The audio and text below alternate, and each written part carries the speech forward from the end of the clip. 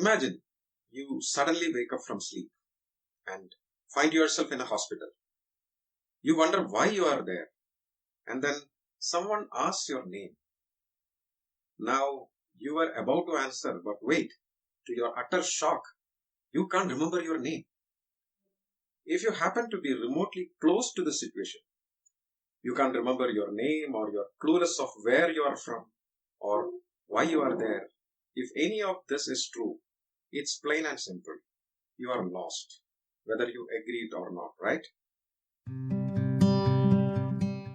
If you are at least 12 years or above, I'm sure that at some point of time, you must have been troubled by some of these questions like, who am I?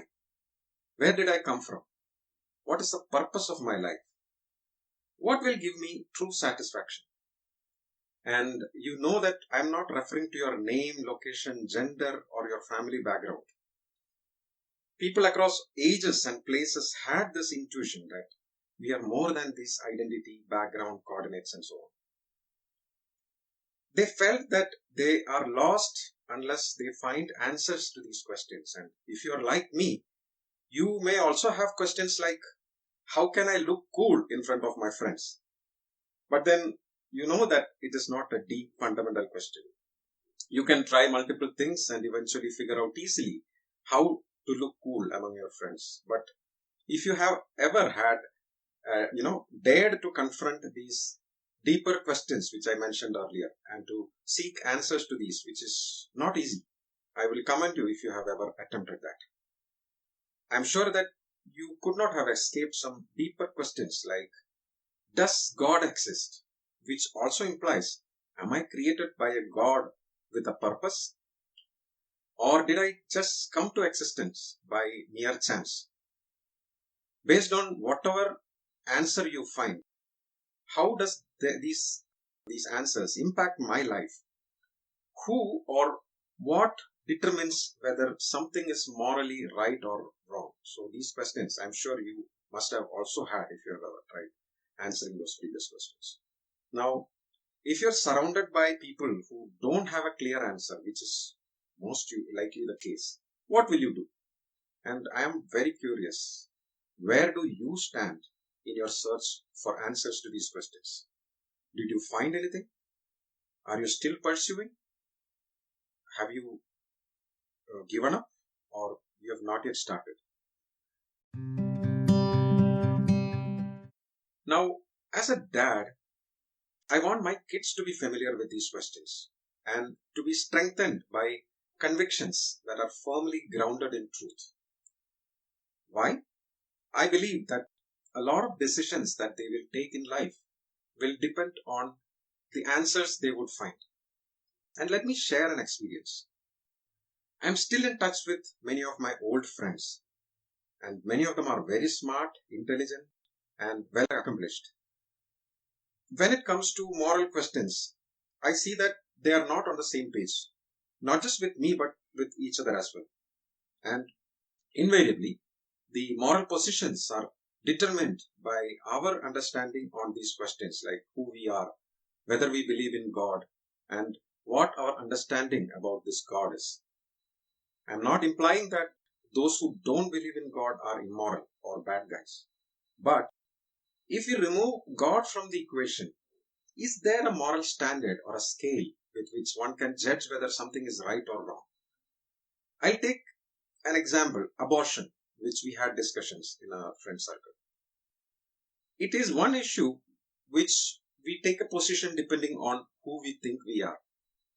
If we believe that we are created by God in His image and likeness, which alone gives us a very special dignity, then justifying abortion is difficult. And if at all we justify it, we will also have to justify certain other things like suicide, assisted suicide, etc. I'm sure a closer study on all these is necessary. And I want to encourage my kids also to explore this because I don't want them to go wrong in these grave matters, which even involve life and death. And this podcast is an attempt to encourage this exploration. If you are interested, you are also most welcome to join us.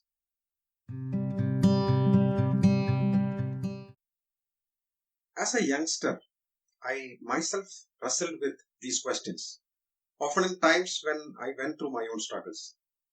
I never imagined that I would make any considerable progress in finding answers to these. But then it happened. I met some young, sensible, energetic people, yet surprisingly committed to Jesus Christ.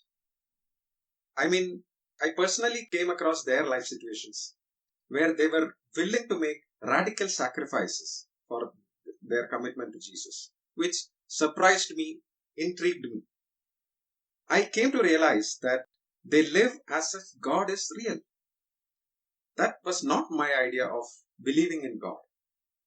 I thought that belief in God is a blind faith in some stories which they might not consider as history or actual events, but as stories that have deep meaning, theological meaning, which conveys truth allegorically, not literally. And then they positively order their life according to the moral values offered by these stories. But for my new friends, it was a bit different. I hanged out with these folks as a curious inquirer. Most of them were not, committed Christians from a young age, but they all became one at some point in time. They shared their convictions, they shared their story as to how they encountered Jesus in their life.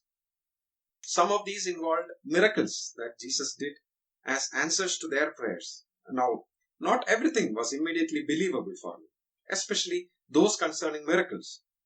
But I did not dismiss them as mere delusions, but gave them the benefit of doubt. These people were very sincere, and it was also logically coherent. If there is really a God, then it also follows that he can do miracles. And one person showed from Bible that miracles are promised to those who believe. And one day, I encountered Jesus. After years of inquiry and walking with him after that, I was confirmed in this faith. And that will be a story for some other time. But the crux of the story is that the truth makes itself accessible to us.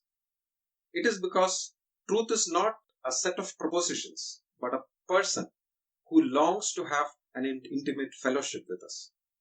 And that encounter is possible for youngsters like you too.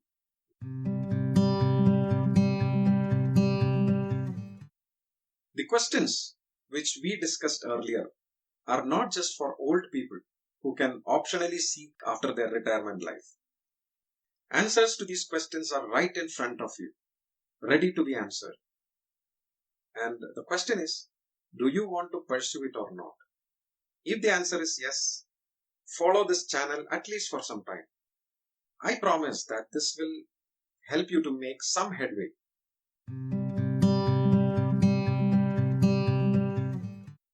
I am a Christian, and I am not ashamed to admit that I am happy to invite you to take a look at Christianity objectively. So there is no hidden agenda, absolutely not. But that does not mean that this is, for Christians alone. We can respectfully disagree on almost everything we believe and discuss, and still have a fair discussion.